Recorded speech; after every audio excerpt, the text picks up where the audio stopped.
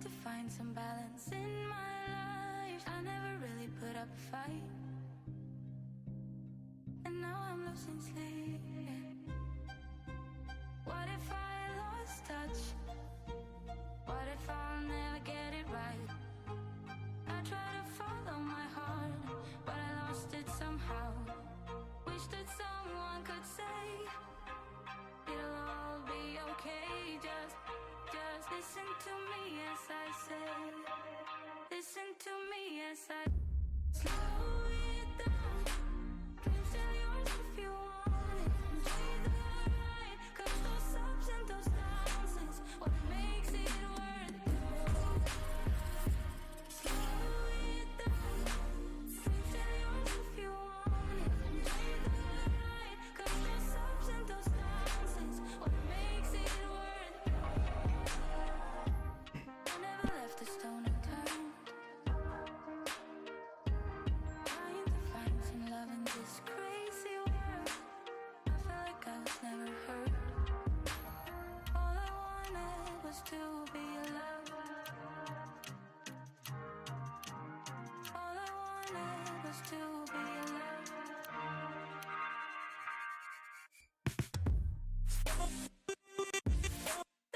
Tell yours if you want. You're the right, 'cause those ups and those downs is what makes it worth it.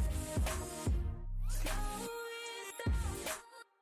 Tell yours if you want. You're right, 'cause those ups and those downs is what makes it worth it.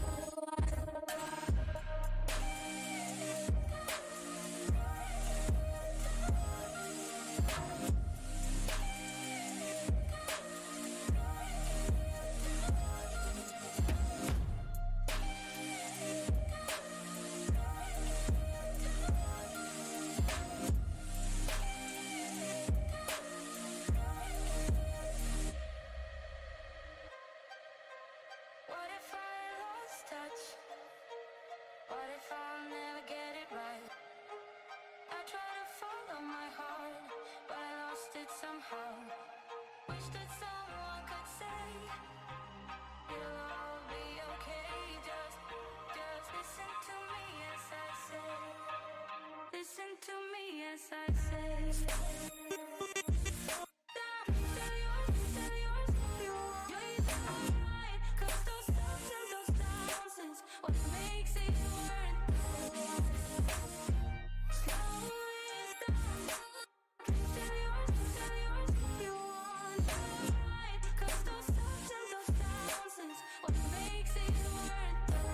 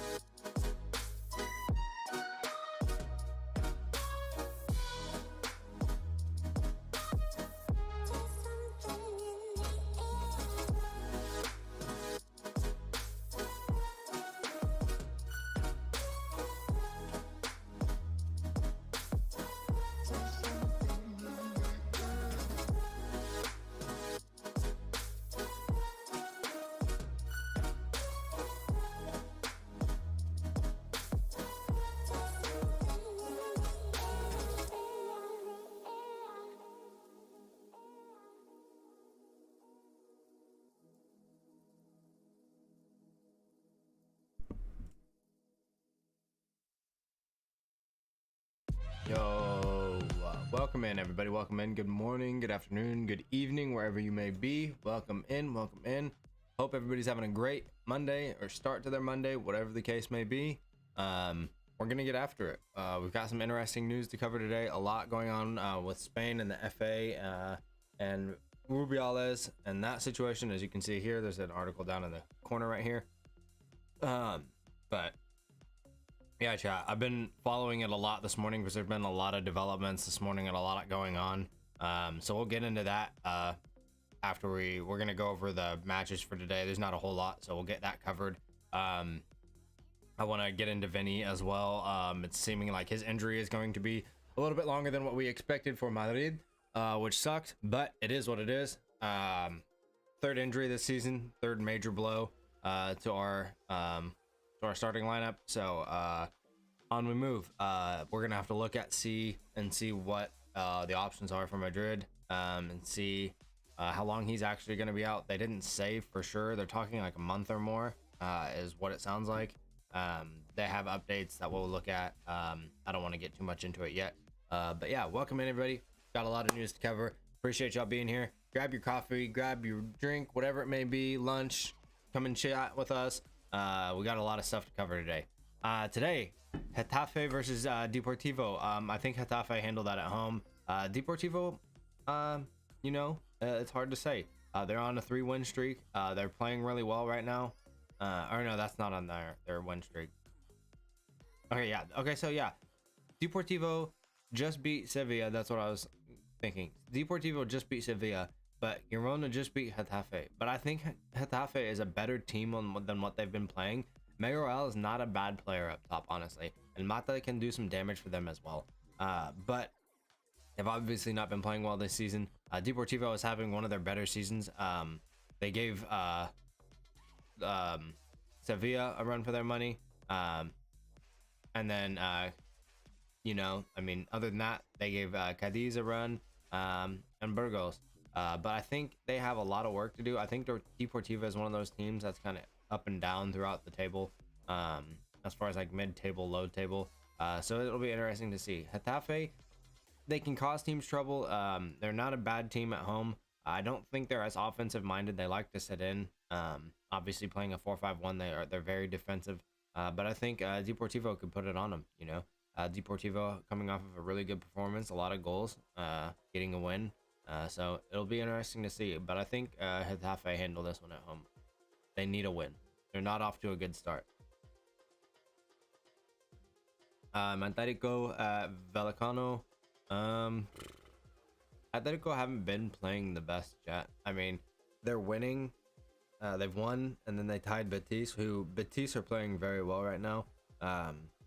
But they just aren't, like, they don't look to be the Atletico that we know, but Simeone will have them going. They're always a difficult opponent for everybody.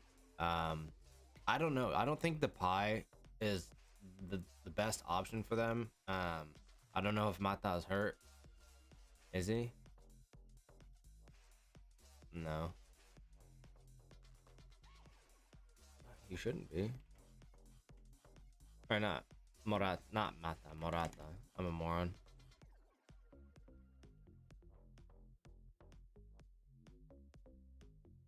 Yeah, I would assume that he's gonna start for them. I don't know why they have Depay unless this isn't the official lineup. Probably not.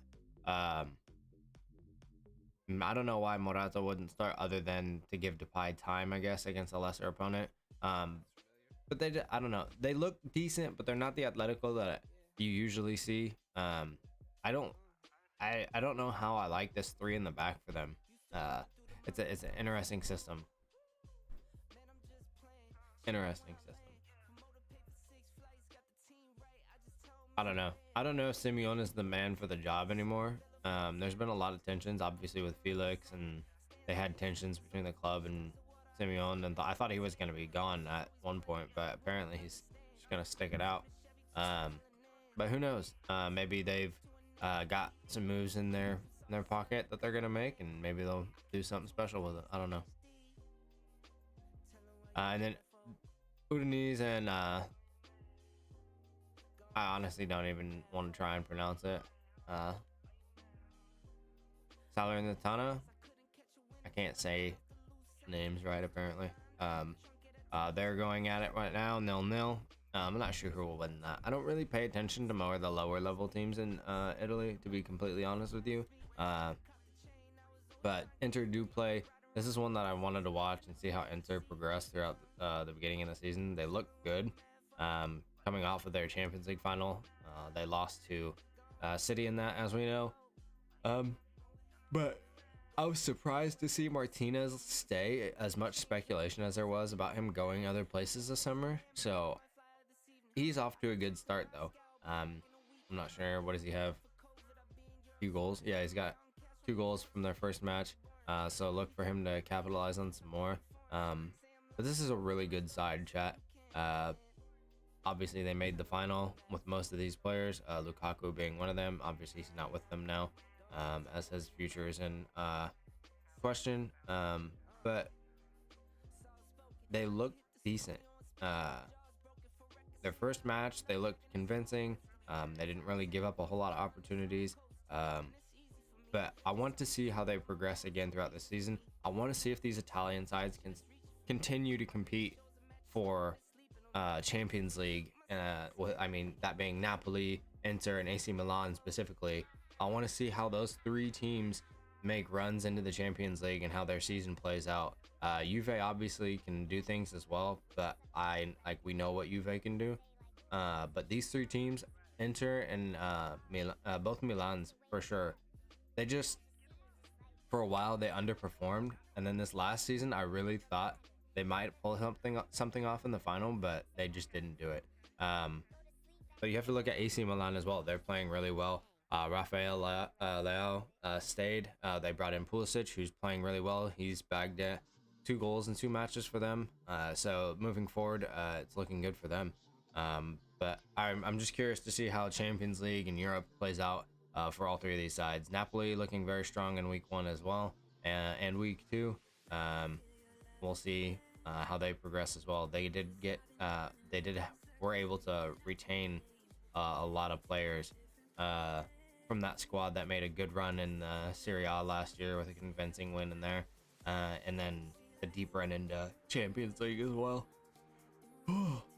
Or they just couldn't get it done in the end.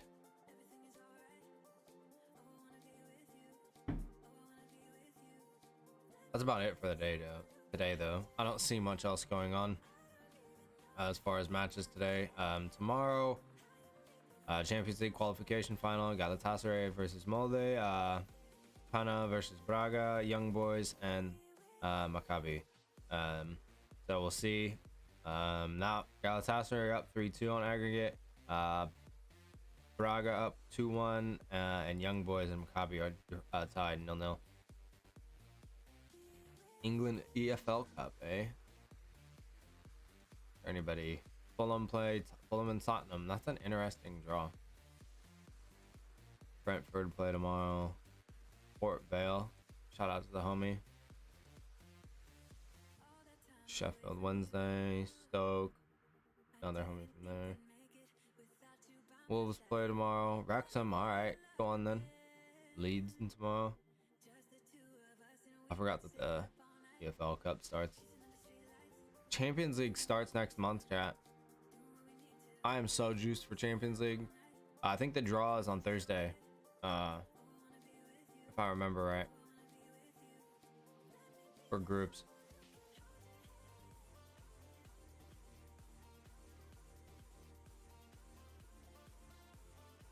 Neuer is back in training for Bayern.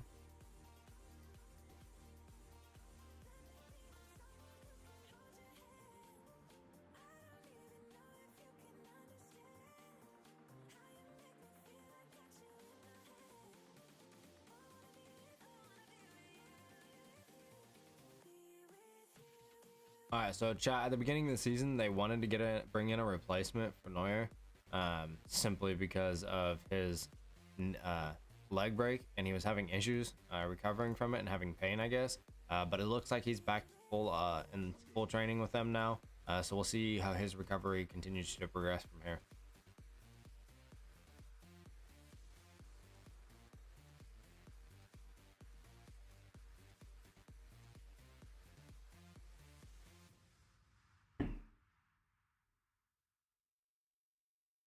But appears to confirm new mate. What is this?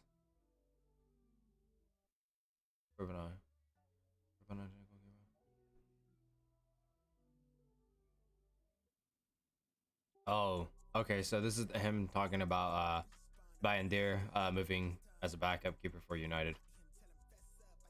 From Fibonacci. All right, Vini.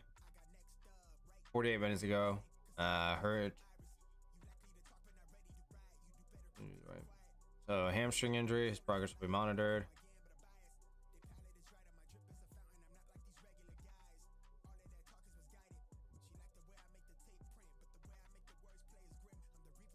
So he could be out until the end of September, chat. So they're looking like a month or more. That's a fucking massive blow. If he misses the start of Champions League, that's not great for us. We're gonna have to figure it out quickly. We're either gonna have to do something in the transfer market, or we're gonna have to change our formation, because I don't see anybody else in our squad that formation is gonna work with, unless you're gonna put Brahim up top. I don't know. That's something to look at here. Okay. Just got flashbanged by my computer, chat. Alright. Yosselu did not do a thing. Like, up until the point of him having the header back to Bellingham, or head over to Bellingham, he didn't do a single thing in the match. He didn't create a threat for us. He was more of a liability out there and just a body. Like, he didn't do anything. He can't play in that formation in that spot. Our match Friday, I want to say Saturday because my days are off, but our match Friday showed that he's not what we need. He needs service into the box. He can't run into the box, and it can't just be Rodrigo going forward into the box. If we only have Rodrigo going forward, we're gonna be screwed. He can't be the only threat going at people in that formation. We need both sides to be a threat, and that showed on Friday. I don't know if Brahim could do a job up there. I mean, he plays it in like a cam. He could play the right wing as well. I don't know if you just put him out on the left and let him go to work.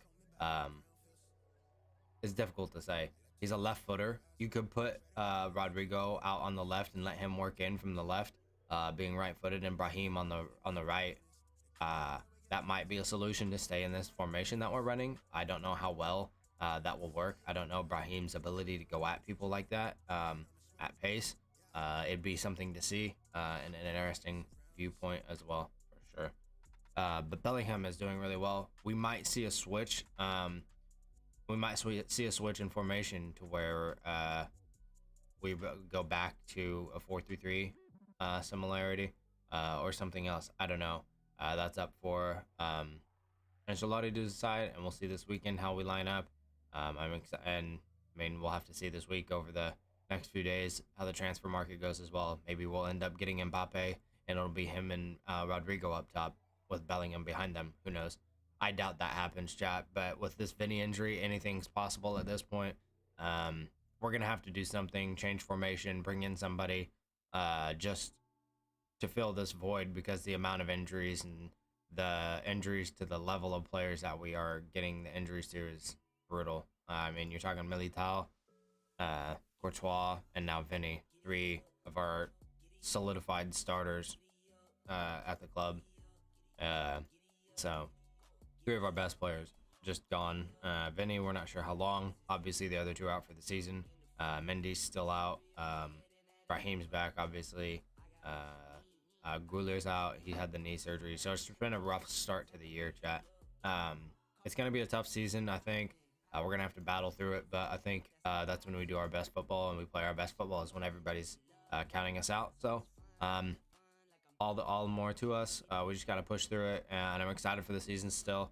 Regardless, Vini will be back when he's back, and we'll get going. But we just have to figure it out for the time being without him, and create more options. Just another opportunity for somebody to step up for us. Hopefully Raheem will step up. Guler, when he comes back, I think he'll step up. These injuries are going to give other players opportunities to fill roles like this that we need them to, which is exciting as well. Obviously Raheem he's younger, he's gonna be limited on opportunities. Guler is gonna be limited on opportunities because we have such an experienced midfield.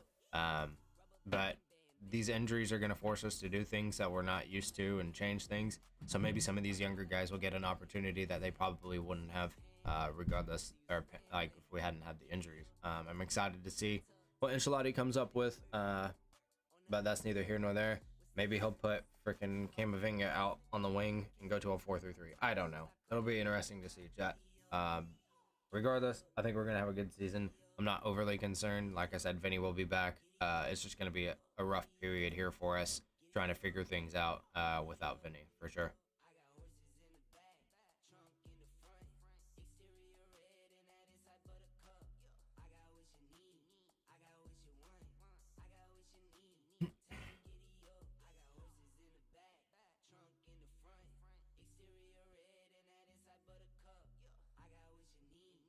This?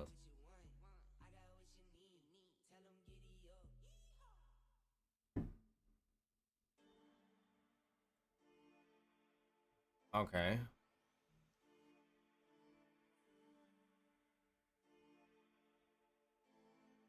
Yao Felix is...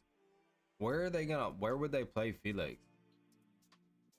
There's no way that Felix could get to Camp Nou and play there. Like, where is he gonna fit within that team?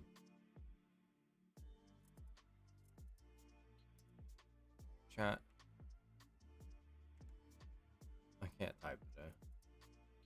Where is he gonna fit in that team?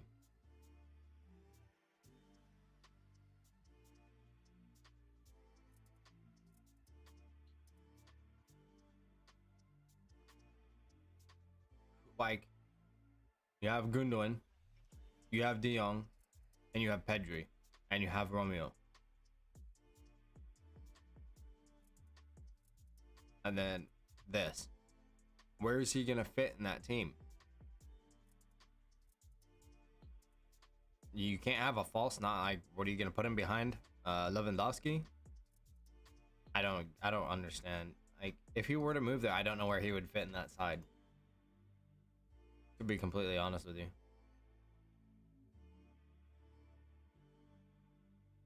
I'm in now. What's up, Tom? How you doing, fam? Hope the shoulder's doing alright, brother. I know that shit hurts like a bitch.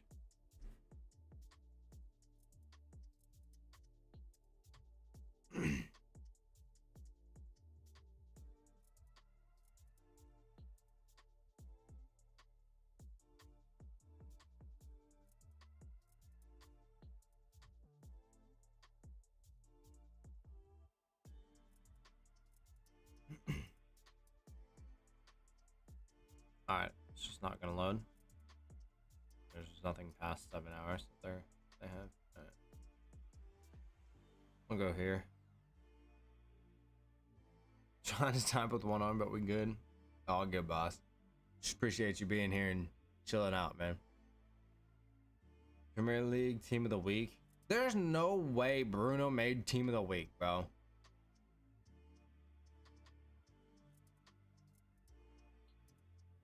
Ariel is playing really well for West Ham right now. Isn't Barca picking up Yao from City? Yeah, they just confirmed that yesterday. They got the green light for that one yesterday. I thought that would be their last signing, but maybe they were talking about another one after that, considering it was just pending. So they may sign Felix. I don't know. I don't know how they would or where they would even play him. Matty Cash is a baller, chat. This dude is actually so good. Aston Villa got a really good player in Matty Cash here. He's so good. He's a very, very versatile player for sure.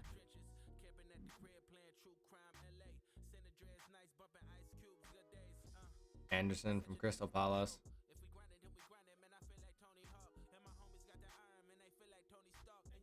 Yeah, those two had really good performances on the weekend as well. Destiny is playing really well, chat. Tottenham's players are playing so good. Yeah, Emery's doing a really good job with Villa. There's gonna be some sleeper teams. This might be a more competitive season in the Prem than we saw last year. Rodri, well, honestly, one of the most consistent central midfielders I've seen in the Prem in a long time. He might be the most consistent I think I may have ever seen. This man doesn't have a bad performance. I don't think I've ever seen Rodri play bad.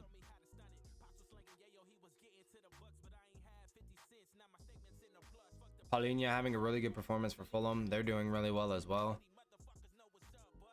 Sterling playing like fucking City Sterling here. Looking like prime Eden Hazard. Man was just chopping through the whole line. Who will be the first manager to get sacked? Sean at Everton. I think that's his name. I can't think of his last name. The Everton manager.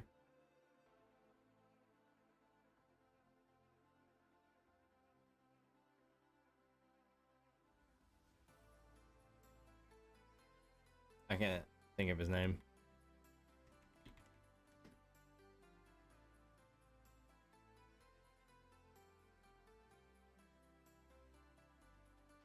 Yeah, Sean Dyche.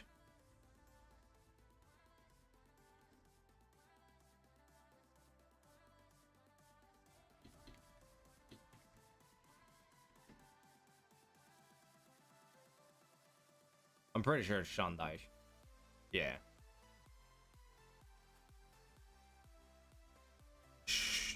Everton have somehow managed to stay out of relegation since 2010, bro.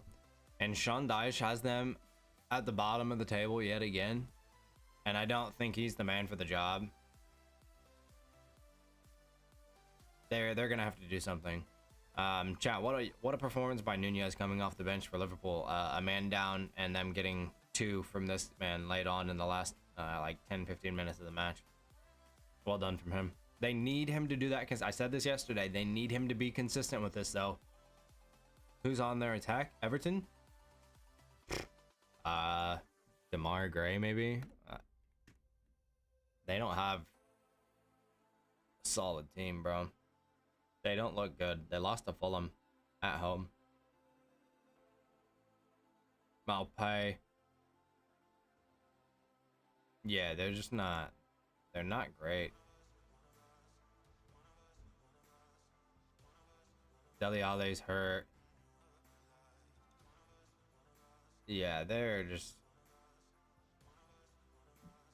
I don't know. These all are like. They have good players in here, don't get me wrong.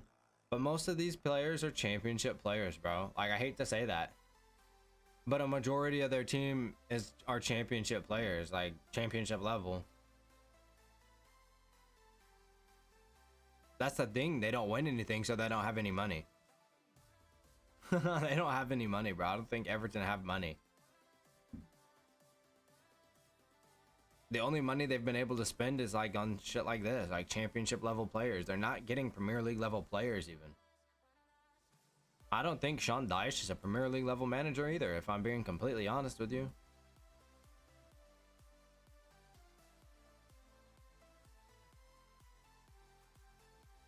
Like, he's been in the Prem as a manager, but has he had any success?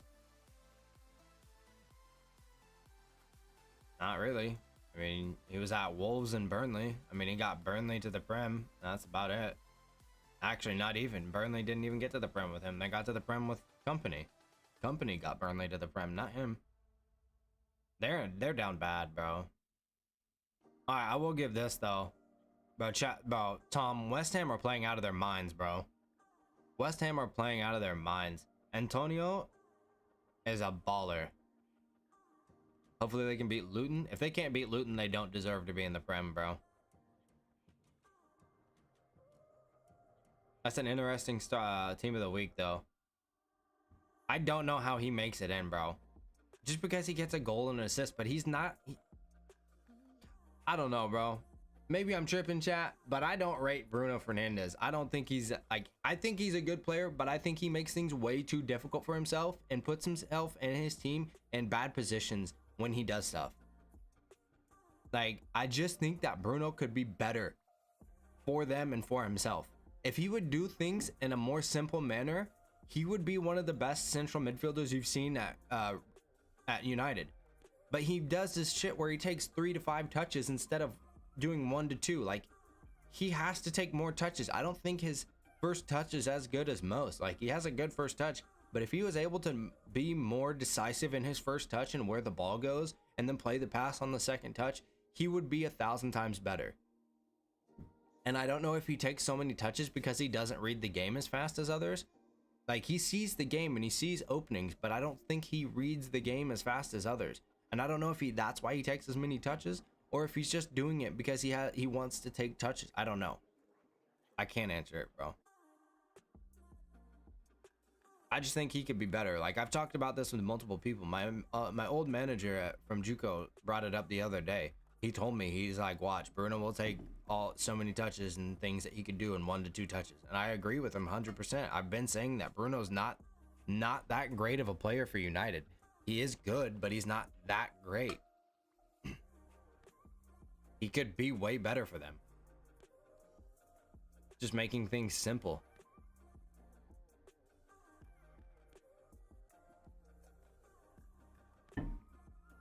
All right, chat. I will say this. I hate Barcelona. Fuck Barcelona. I'm Madrid all the way. But this 16-year-old is a baller.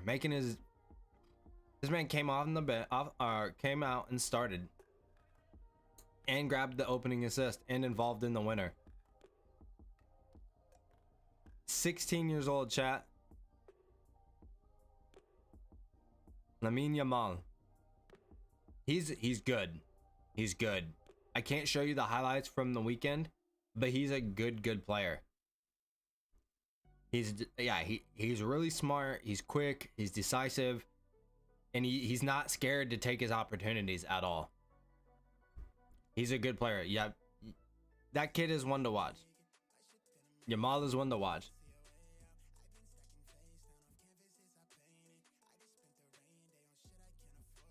Kid's definitely on to something. Yeah, no doubt. I love Xavi backing him too.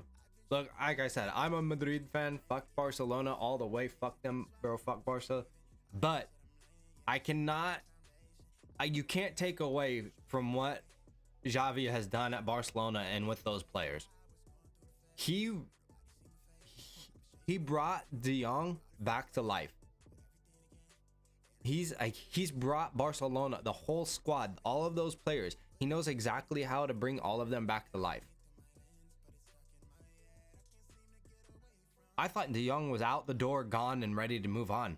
And for some reason, he wanted to stay and fight for Xavi and his place in that squad, and he did. And now look at him. It's insane what he's done at that squad over the last couple years. Gravenberch unsure while he will be playing football as the transfer deadline is coming up. We know he wants a move. He wants more opportunities. He doesn't think he's going to get the time he's going to get to prove himself for the upcoming Euros. So Gravenberch is wanting a move, but Bayern aren't keen on it. I don't know. Him and Tuchel were supposed to have conversations, but we haven't been given a whole lot of updates on that. They just said that they chatted. He did come off the bench for them this weekend, but only played 9 minutes. And that's the thing he's talking about. He needs more time. He wants to be at a team where he's going to be consistently playing.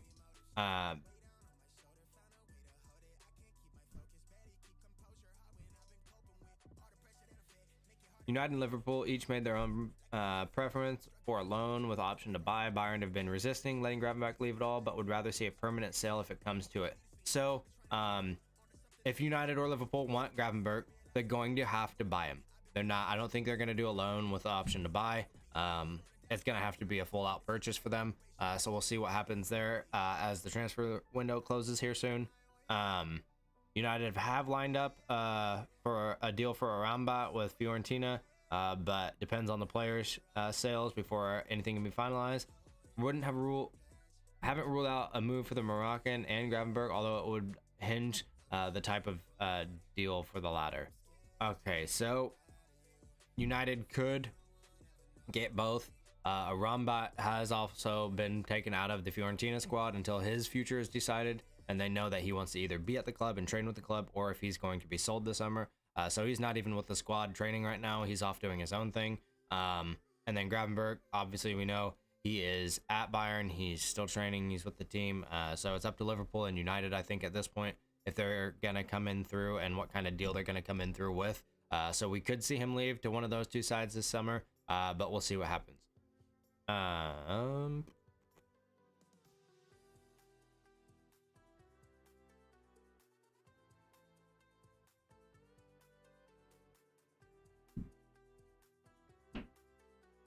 Okay, so Ten Hag knows Gravenberch.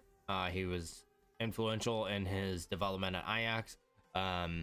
So it could be a United move, but it comes down to financial considerations from what it looks like for United. So we'll see if he actually makes the move or not, or if he ends up staying at Bayern and just getting the minutes he gets.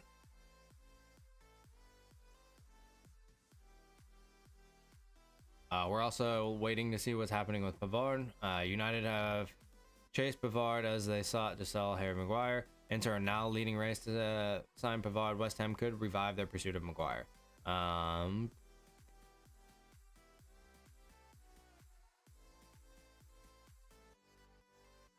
Okay, so he wants to go to Inter. We knew that. He said that the other day, so I thought he may have been like, I actually want to go to United, but it's looking like Inter are going to sign him. I don't know if they actually will. It's up to Bayern at this point. If they find a replacement for him, then they'll get him. If not, then it looks like he'll probably stay and be unhappy for the season probably, but we'll see what happens. West Ham are looking to revive that deal with Maguire, like we said. Dean Henderson is going to go undergo the medical ahead of permanent United exit. And then United, obviously, we know they were offered a bunch of left backs yesterday, and Reguilon, Alonso, and Cucurella, but all for, I'm pretty sure most of them are loan deals. So we'll see if that actually happens or not. Martial offered to Real Madrid. Bro, I swear to God, if we pick up Martial, I will lose my mind. I do not want him anywhere near Madrid. I don't want him anywhere near Madrid.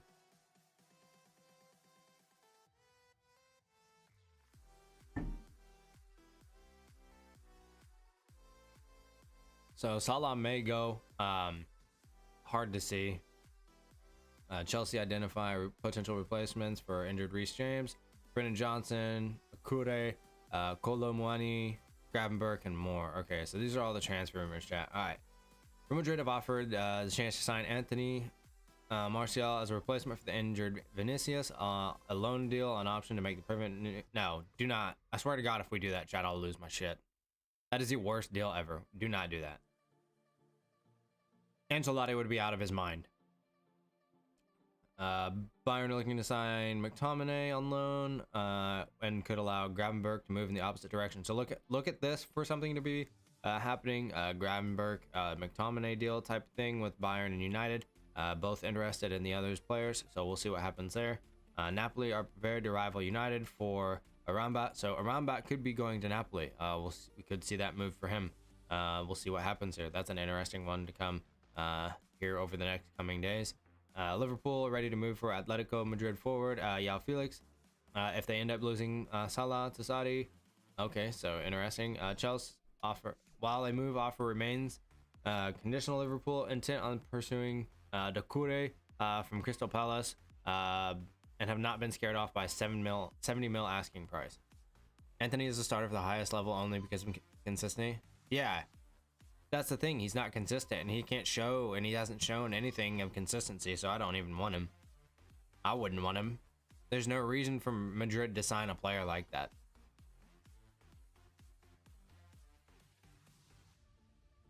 So Crystal Palace went 70 mil for Doucouré. We'll see if Liverpool will meet that asking price. It doesn't seem like they're worried about it. Chelsea have identified Leverkusen, Frimpong as a possible replacement for Reece James, and are ready to launch a 30 mil bid before the end of the week. So look for that to happen. Chelsea could be bringing in Frimpong from Leverkusen, but I'm not sure if that'll actually happen or not. Depends on how long we're looking at. With SAP, your business can be ready for anything. James being out.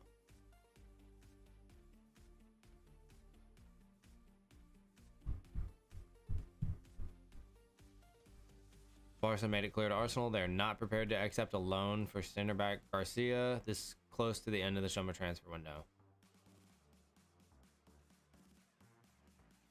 Barcelona wanting to send Clement Lenglet to Sevilla for the remainder of the current season because they don't want him. I guess that's brutal. It's tough, but it is what it is. Hotspur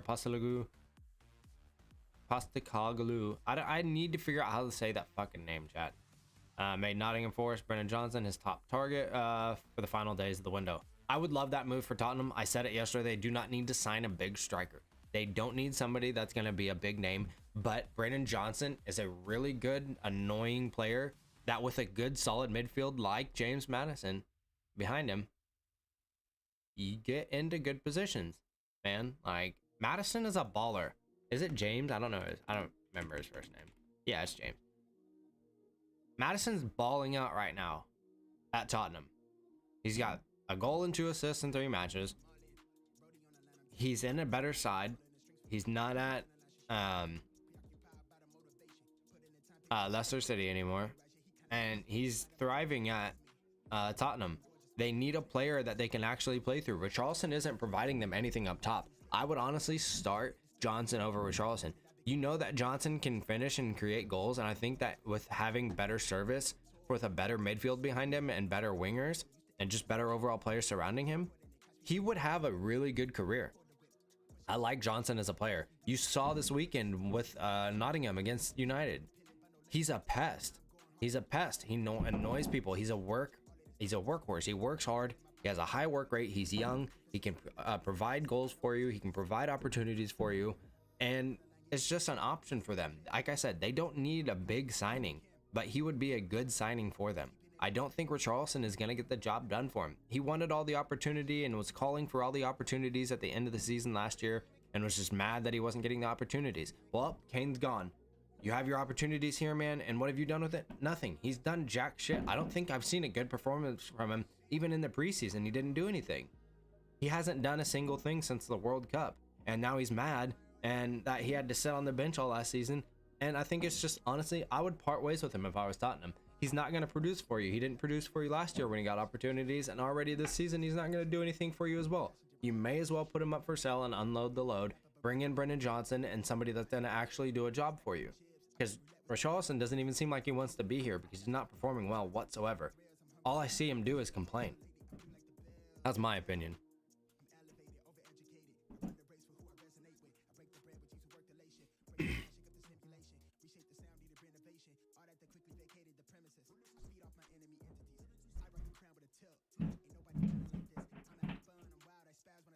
PSG putting in an offer for Eindhoven Bakayoko, 25 mil. PSV want over 30 to sell the 20-year-old. So they're gonna have to spend at least 30, if not more, to get Johan.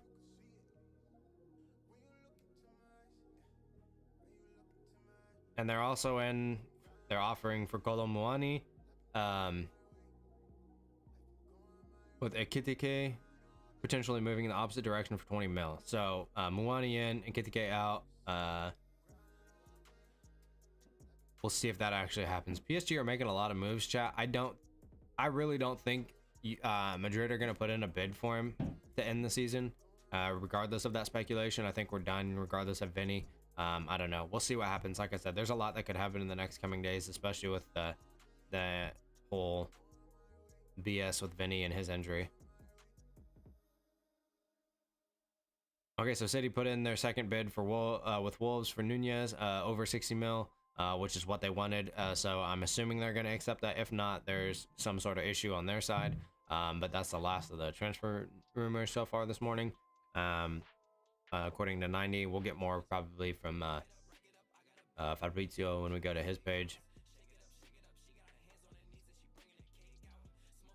Yeah, worth over 60 mil. So they should get him, I would assume. I don't know why they wouldn't, but we'll see what happens in the next day or so.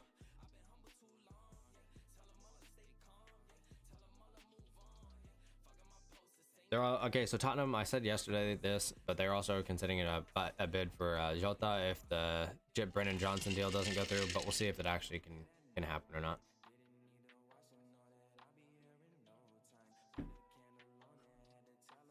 So Lukaku wants to go to Roma on loan, but Chelsea are holding out for a higher fee. So we'll see if he actually ends up going or not, or if they just deny him the opportunity to leave and just let him sit on their roster. But I think Chelsea need to unload that and just take what they can get for him because he's not that great of a player at this time. 46 weeks, chat, for Vini. It's a big blow. Big blow. All right, chat. Let's dive into Fabrizio and then we'll go from there. Finish up the transfer stuff. Cancelo, 4 hours. Here he's on his way. Finally exchanging documents. Sign a day. He's traveling tonight. Loan deal with buy option clause included. It was just a matter of time. They were just waiting on some things to get sorted out with finances. But yeah, Cancelo to Barcelona. So he's on his way there. That's a good signing for them, I think. He wanted to be in Spain, and now he is.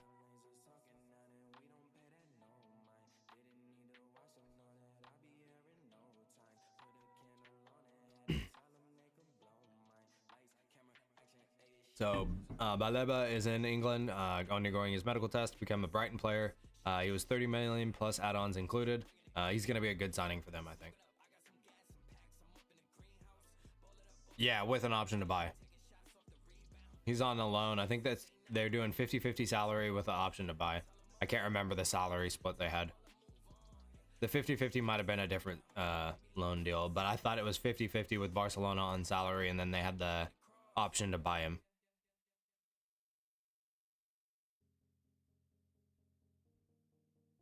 Beto completed medical test, unveiled as a new Everton player, 30 million. So there's their signing, Tom. Beto going there, the Portuguese baller. See if he can make something happen for him.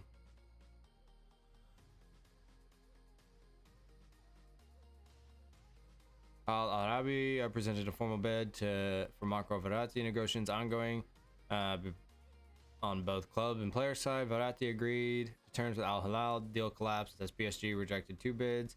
Talk set to advance with Al Arabi if no bids arrive from European top clubs. So if they don't get a bid from him from a top club in Europe, he's probably going to go to a Saudi club, and that'll be PSG's way of parting ways with him, knowing that he wants to leave the club.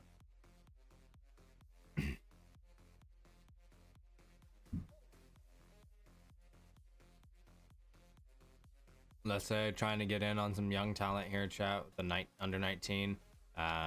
Considered priority for the talent, for the club. One of the youngest first team squads in Europe. I guess he's got some Premier League sides looking at him. So the Portuguese under 19 forward is considered a top priority for a lot of clubs.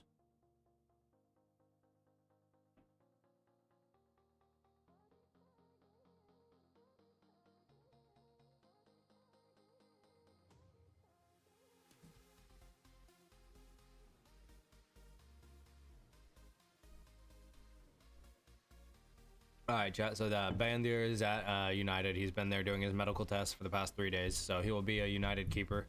But that one's a done deal.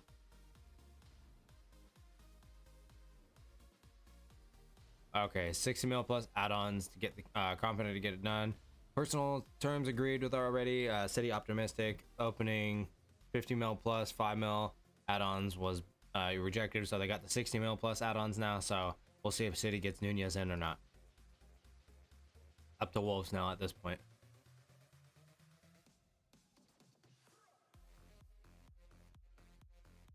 Interesting. Valencia bringing in Salim Amala on a deal. I find it really interesting, chat, how many Spanish teams are willing to do business with each other in La Liga. It's really weird to me that you would sell players and do business with teams in La Liga. I don't know. I know there's certain players that want to go to certain clubs and this and that, but at the same time, it's like, why would you do somebody that you're in why would you do business with somebody that you're in competition with domestically? Like, I don't know. I mean, if the money's right, the money's right, but I don't know.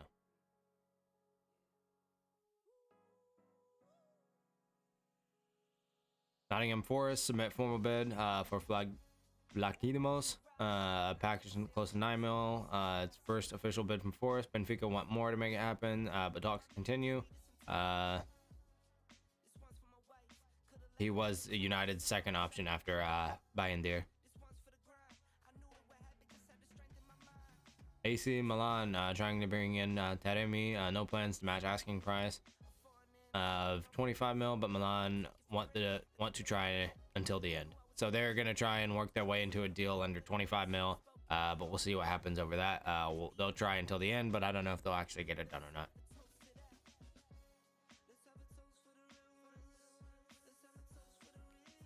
Saw the Johnson one.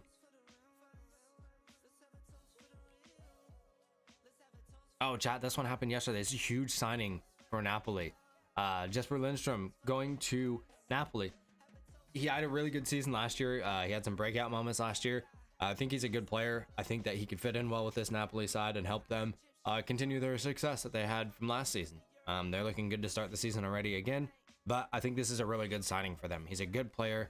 He hasn't trained with the team. Okay, so yeah, he didn't train with the team with Frankfurt. Frankfurt selling a lot of players, by the way, chat. That's astonishing to me. Yeah, he's on a 5-year contract. He's only 23 years old, 25 mil for him. He's a good player. I think he's that's a good deal for a player like him.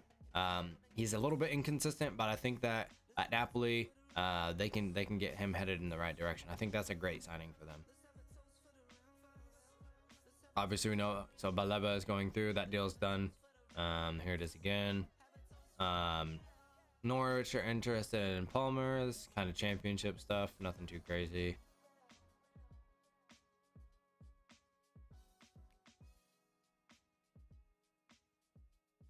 So Monaco looking to sign center back Tolson from Fulham. We'll see. He hasn't trained with the club since of yesterday. So we'll see if Monaco get the deal done in the next 48 hours.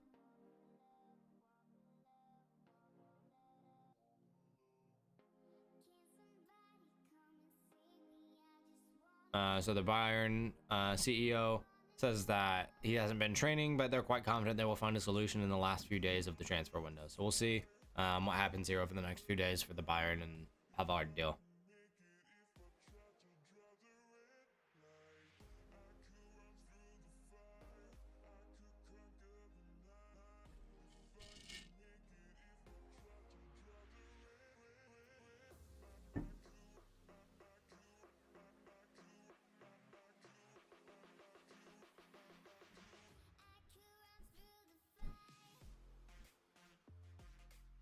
So Rob Holding could be leaving Arsenal. A lot of Spanish clubs asking for conditions of the Holding deal. So we could see him make a move to Spain.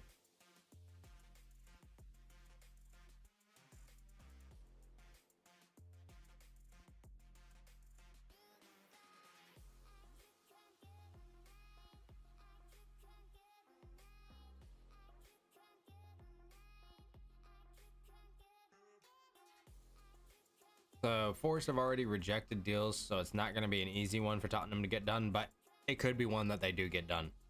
So we'll see what happens with that. Roma want the Lukaku deal done by today. Negotiations took place on Sunday night. Player agree. Roma really pushing to get it sealed. No mandatory buy clause included in the deal. So he'd be on loan to Roma with no buy clause.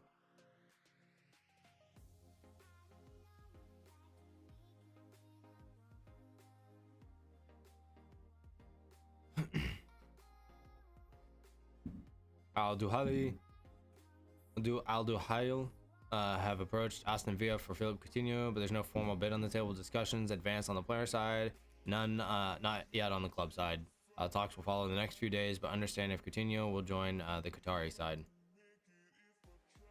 So Coutinho could be leaving Villa and joining Qatar.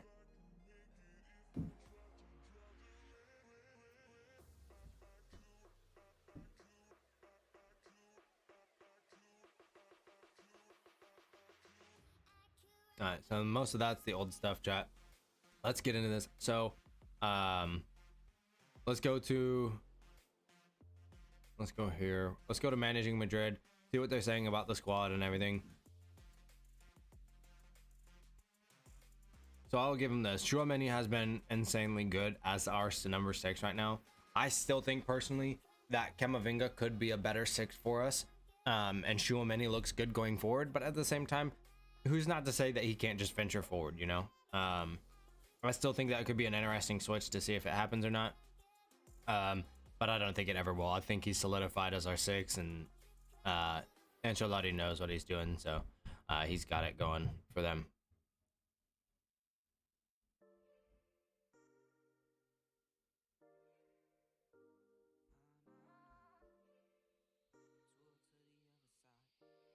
Yeah, so they haven't said much about formation. Nobody's really saying much about formations.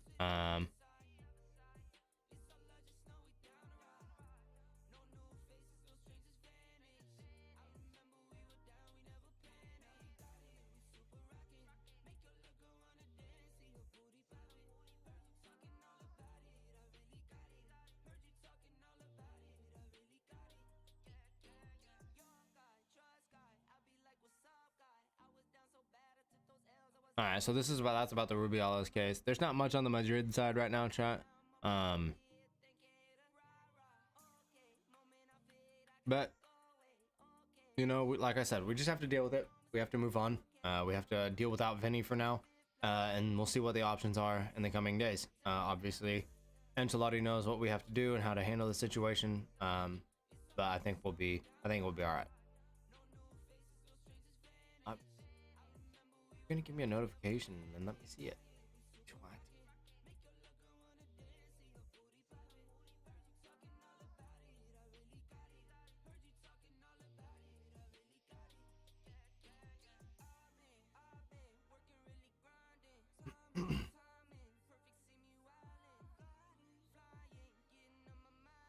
What? Okay. This is the one where it's calling it.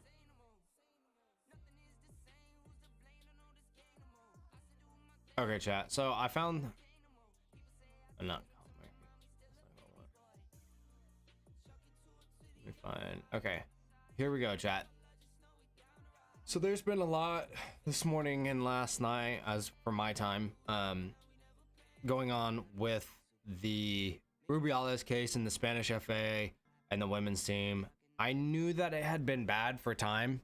I know that this is an ongoing deal with the Spanish FA and these women and the poor treatment of them. But this has been going on for over 30 years, probably, from what that looks like. Like, I mean, you can see in this here, it's just from the small, brief images here, how these women have been treated over the years. And this guy was the manager, Ferreira was the manager for 27 years, treating women like this. And he's the reason, he's a big influence on the toxic culture and abuse of power, intimidation over these Spanish women in the women's team in football. He led that, you know, I mean, like he paved that route for the managers, and that's what the route Vidal now the manager that's there now, that's the route that he took to chose and follow in his footsteps, and that's why they've had issues. But these women deserve more. They deserve to be treated fairly. You want to talk about the U.S. women's national team and treated fairly and pay and all that, but when you look at what these women are having to go through, it really, the women's national team with fair pay and all of that, it honestly doesn't hold a candle to what these women in Spain are going through. And it makes me wonder how long that these women in Spain have been held back because of the Spanish FA and how good they could have actually been. I mean, we saw this year, they won the World Cup without 12 of their best players. They had 12 people protest going. They had only 3, like they had the 15 people protest, and then of the 15, only 3 of them went to the World Cup. Only 3 of them got selected.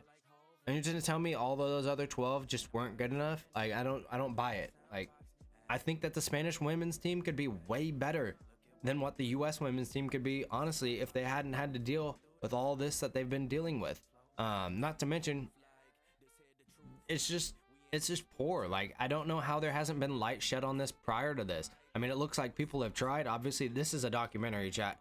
Somebody has translated this into YouTube. If you guys want this, I can put the link in the Discord as well, so you guys can give this a look. This is a really big case, chat. The Spanish government are involved in themselves, and FIFA are involved, UEFA are involved, and it's a huge thing. So basically, what has happened is this morning. Let's look at this as. Okay, Rubiales is portraying himself as a victim as he claims he this is socially murdered him, whatever. Where are we going? I just need the stuff from today. This is all old news. He's got so many, this has just been building and building. Yeah, Spanish people out protesting. That's as of the 25th. And this thing goes on and on, chat. Like, there's more and more every minute developing with this.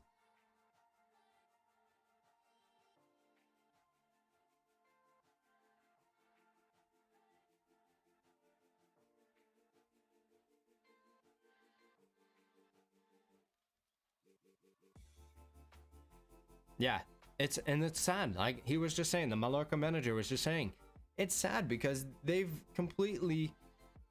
has completely taken over an incredible moment for these women. Despite fighting the system for this long, they've now managed to win a World Cup, even while fighting the system. Andre Iniesta has stepped up. Raul has stepped up. There's multiple people. Like I said, it's sad that it's going to take this and the men to step up and advocate for this when it should just be a norm and they should be treated fairly regardless. But that said, that's what it's going to have to take. And sadly, in our culture, in this world, that's what it takes, is the men to have to step up and say shit about this, when it should just be them saying, the women stating what's going on and people accepting it and be like, okay, this isn't right, we need to make a change. But instead, the FA and the power that they've had over these women for how long now it's horrible. It's disgusting. Okay, so this latest of the surreal twist, this was this morning. This is what I woke up to, chat. The mother of Luis Rubiales, she went on a hunger strike to protest the manhunt of her son. She is demanding that Hermoso tell the truth over the incident and has locked herself in a church in Montreal. And then after that happened, the Spanish FA were calling for UEFA to consider expelling them from the UEFA, from competition, because of the Spanish government's intervention in the process to remove Rubiales. So the Spanish FA are still trying to protect Rubiales and trying to remove Spain from UEFA. That means no Champions League and all of that. That's gone. Like, there wouldn't be Champions League, Europa Conference League, none of it. It's all gone for Spain. I'll get into more of that. The Rubiales mother, after that, Rubiales' mother was saying she would not leave, she would starve herself until the Spanish FA are open entirely to self-destructing football and to prevent, yeah. Okay, so here's what it says. Summarize, Rubiales will not leave. His mother is willing to starve herself so that he does not leave, and the Spanish FA are open to entirely self-destructing Spanish football to prevent him from leaving. It's 11 a.m. on a Monday morning, chat. That is disgusting. For one, Rubiales is allowing his mom to go on a hunger strike, knowing he did something wrong. It's very clear, like, it's not something that's brand new. Like, you've been a piece of shit for a minute, dude. But he's allowed, like, what kind of person allows their mom to starve themselves in defense of themselves simply so that they can hold power and position? What kind of person, like, what does that say about him? That he's willing to let his mom do that for him. Just let her starve herself. Instead of just accepting your fate and what's happened and the mistakes you've made. If he would have accepted it and not tried to hide the situation and accept, you know, I shouldn't have done that. I shouldn't have done that. It was a poor judgment on my error. I was out of excitement on my part. Nothing for Hermoso. Like, it's disgusting. And he's a disgusting person. I've talked to people in Spain that I know, and they all agree. They all think he's a joke. They all have been calling for him to leave. The Spanish people obviously are out in the streets protesting, calling for him to leave. It's horrible. Also, chat, FIFA have banned Rubiales, and yeah, this is a big thing I was just going to tell you. Rubiales and FIFA have banned the Spanish FA from contacting, FIFA have banned Rubiales and the Spanish FA from contacting Hermoso or anyone in her environment. It appears that her Hermoso is now being conveyed that like social media or media communications addressing Hermoso are by Rubiales' extended family and such as cousins and so forth.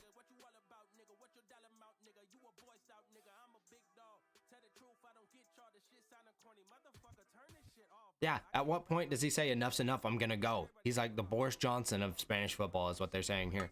It's disgusting.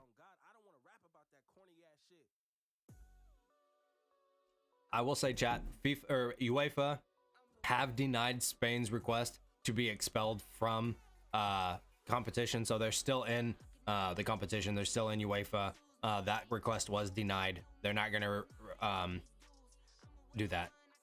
They're not gonna allow that to happen. Rubiales is trying to use his friendship with the UEFA president, and it's not gonna work, obviously.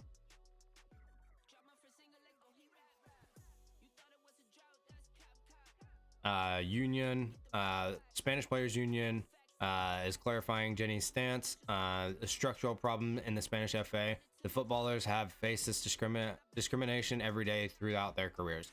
And it's true. Obviously, you saw it with the Spanish national team for the past 27 years. This is, it's hard to look at this, chat, because you can tell she's like, what the fuck? Like, her whole body language and everything. It's not something that's like that. Like, you can't tell me that wasn't forced. The prosecutors will ask Hermoso today if she wishes to press charges against Rubiales for his unsolicited kiss.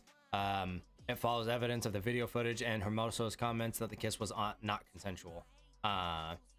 Also, the doctors and the police did raid the church that Rubiales' mother was in. She had locked herself in the church on her hunger strike, but they did get in and they entered that. But yeah.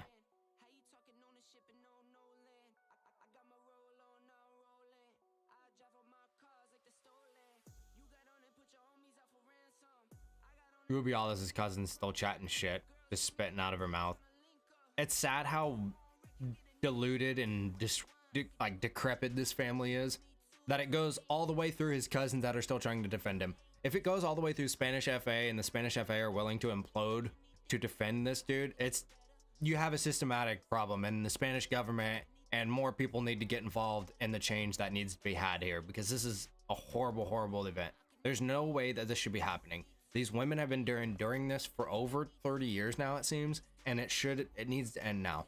And it makes me wonder, chat, like, how many women's teams around the world are enduring this? Obviously, we know, like, the issues that the U.S. women's national team have had. They've been in the spotlight, and maybe that's overshadowed the rest of the world, and only people have seen, like, we've only seen in the U.S. and stuff what's happened with the U.S. women, and we haven't seen what's happened in other countries. I don't know. I hope that that's not the case. I hope that that's not happening in multiple countries, but I hope that this huge issue with the Spanish FA and the issue with the Spanish women gets resolved. I hope they get the justice that they deserve, and the FA system is brought to a better standard and held to a higher standard, and people that are in charge or not in charge anymore, and so that they can have better decision making, and these women can be treated fairly and with the respect that they deserve. Because this is appalling and disgusting, especially from Rubiales, for him to still be sitting on his pedestal and looking down and trying to solidify himself as the victim, and that everybody's just trying to get him out because it's an assassination on his career, apparently, according to him. He's playing the woe is me card, chat, even though he already admitted that he did something wrong prior in his statements, and now it's her fault and it's Jenny's fault. But neither here nor there. There needs to be systematic change, a lot of it in Spanish FA system, and hopefully they can get this handled. I really hope that they do get this handled. I hope they get the FA system back under control, and that they have a better output and a better outlook on this, because this is horrible. This is not how women should be treated. This is not how anybody should be treated. But I hope this isn't the case around the world. Like I said, we obviously know the U.S. women's national team and their struggles with equal treatment and fair pay and all this. But I think the Spanish FA and what they've been doing to these women goes way beyond the U.S. women's national team and their struggles. This isn't a good thing. I'm glad that their light's been shedding on this. Obviously, it's come at a really bad time. You would rather it be at a time where you're not celebrating one of the greatest accomplishments in your career. But nonetheless, maybe that's what it takes.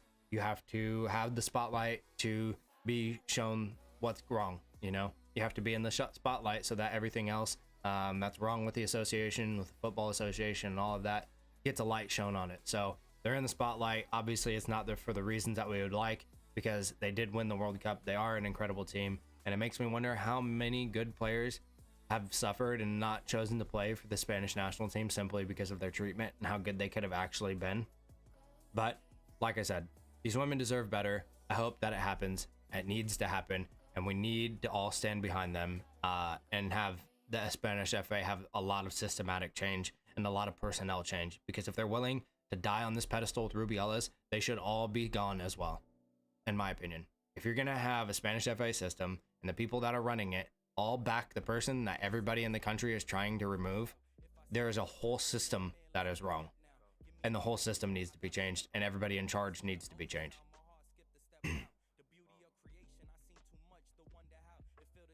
It's really disgusting. I feel for those women, because having a daughter, chat, I would never want my daughter to have to go through anything like what I've seen and read about the situation.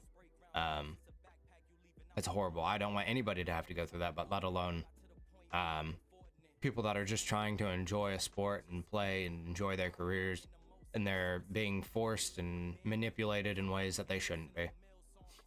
So for their sake, and for the sake of football, I hope that the FA system over there in Spain gets sorted. Any other FA systems that have been poorly mismanaged also have their day coming. I know a lot of friends that have FA systems and FIFA and stuff and FIFA itself is corrupt in itself. I know this. I know UEFA is corrupt in itself. You can't deny those facts.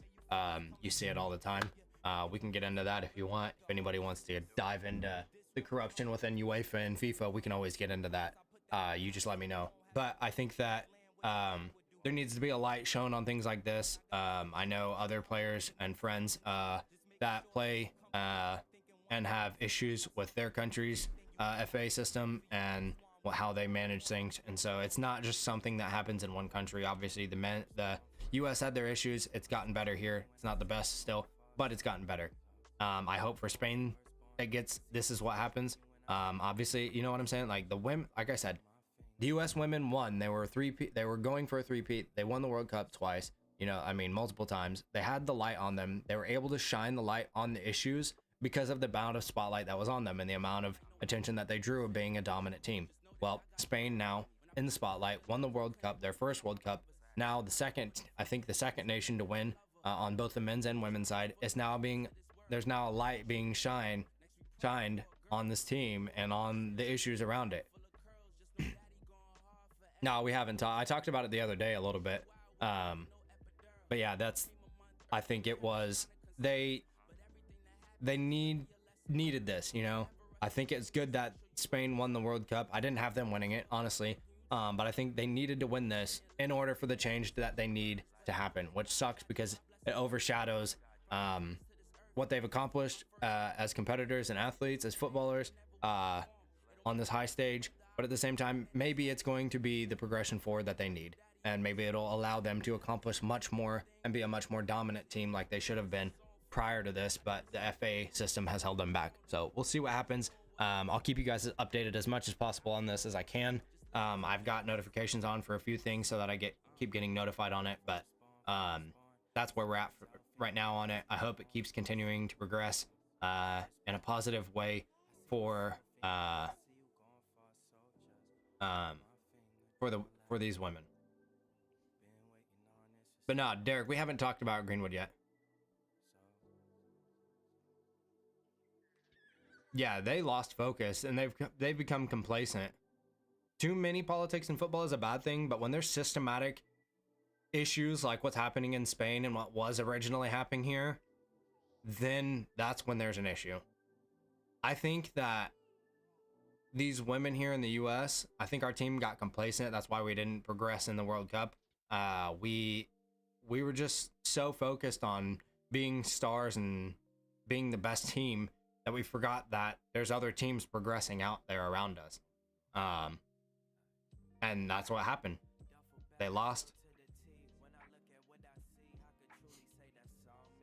But I do think that for issues like Spain and what they're having, because the issues there are much deeper than what the issues here in the US were, in my opinion. But I think that having a light shown on that for them is a massive, massive opportunity for systematic change for them, for sure. Glad you're in here, bro. Good to see you in here, Derek. Hope you're having a good day, my guy. Let's check on this Getafe. Getafe Deportivo still 0-0.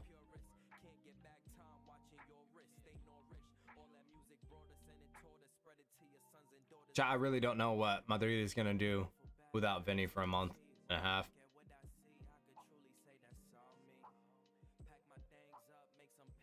Valverde with an 88 in EAFC 24. Chat, who is playing EAFC 24? Is anybody gonna buy it, or have you bought it yet? Pre-order. It's 29th of September, in a month almost.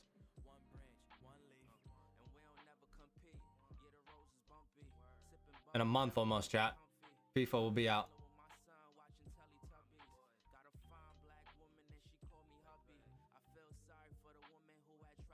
Likewise, brother, just chilling with the cats. Hell yeah, man. Gotta love it. Chilling with the cats and chatting some footy. Can't complain there. Have they had any updates on where Greenwood's gonna go? They've got to get that handled sooner than later.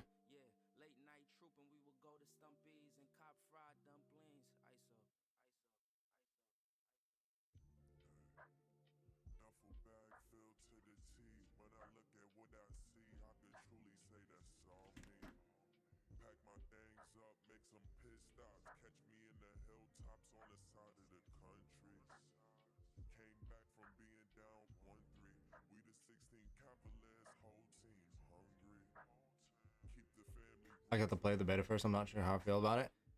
I've heard that it's FIFA with the new name. Like, it's literally just the same shit. Same year, same shitty game. I was watching a few videos on it. It looks like there's some cool stuff, some cool features coming in. I don't know how everybody feels about. I know a lot of people were upset. Yeah, I don't think anybody in the Prem will touch him. There's a few clubs that were considering him, but I don't think it'll happen. I think he'll leave England for sure. There's a few Italian sides. I didn't see. They didn't say who. But I don't know. I don't know where he's gonna go. I would assume he's going to Saudi, is what I heard. It was either there was like an Italian side, French side, and the Saudi team's interested. I think it was. But I don't see him staying in Europe. I think Saudi's probably the better move for him. I think he needs to leave England. I think that's the best option for him. like I said, I'm not going to defend him. I'm not going to say he's innocent. I'm not going to say he's guilty. Obviously, they've done their investigation. They had their findings. As far as a football standpoint, I think leaving England is the best option for him personally. You like what they're doing in the Ultimate Team? There's good adjustments in there. I'm stoked for. It's interesting that they're introducing women to the Ultimate Team. I think that's cool. Obviously, it'll be interesting to see how they transition into that and have the women in that. I'm assuming they'll just be as good and just keep pace with all the other players. I'm not sure how they'll manage that. I don't know. We'll see. It'll be interesting to see how they handle that portion of it. Is that the latest? Okay, I was about to say, that's no way. That's the latest transfer. I'm just going to go through these transfers real quick, chat, and see what's gone today, see if there's anything I missed. That's actually a done deal. I think we're going to get close.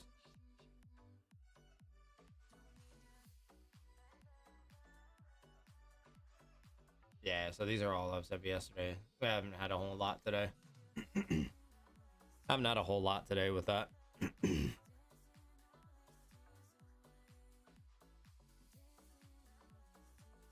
With the knees. Getting the goal.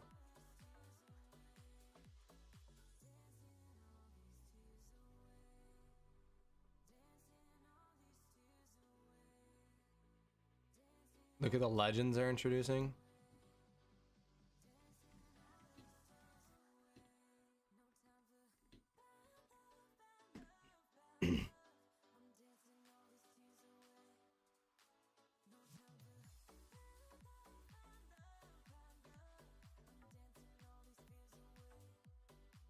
Zico was the white Pele.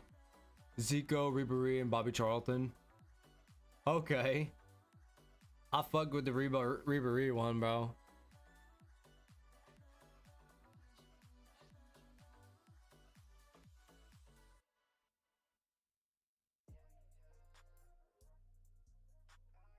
Mia Hamm too, bro. Yes, that's juice. She's a legend, bro. I don't care what you say. Mia Hamm's one of the best female players, or best women's player to ever play the game. One of the best women's player to ever play the game, bro. She was insane.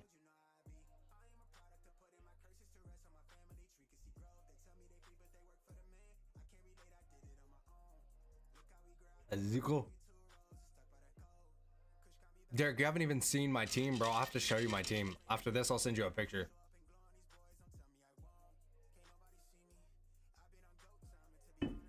I have a sturdy team right now. I have Casillas in goal. I got Casillas in a pack the other day, and I got team of the season Mbappe.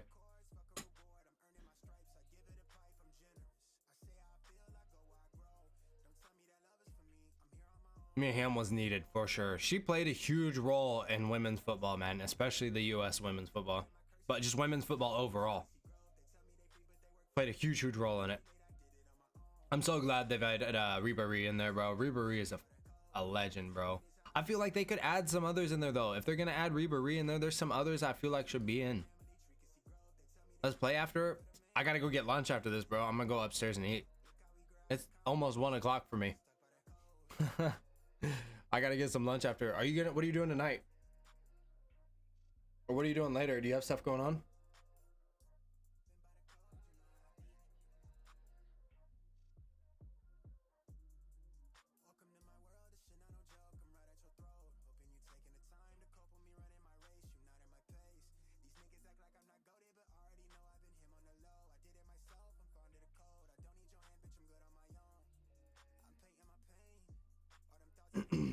That's dope, though. Those are some cool icons.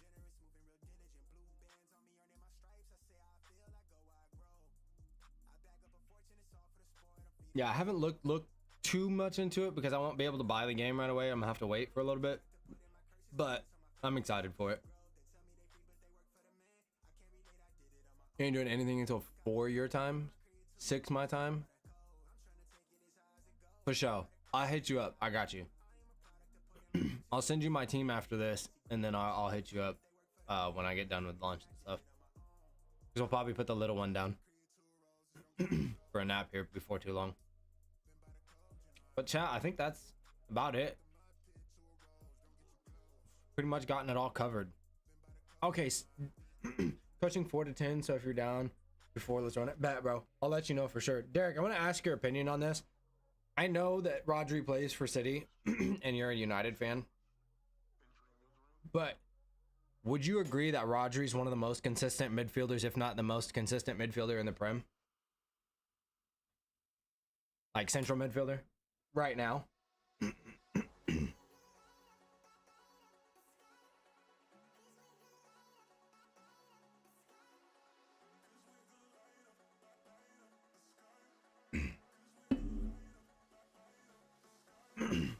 By the way, Derek, my wife has been making frappuccinos at home. Or not frappuccinos.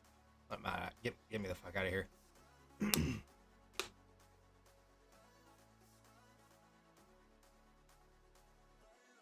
Seaman and the legend goalkeeper, what was that? I don't know.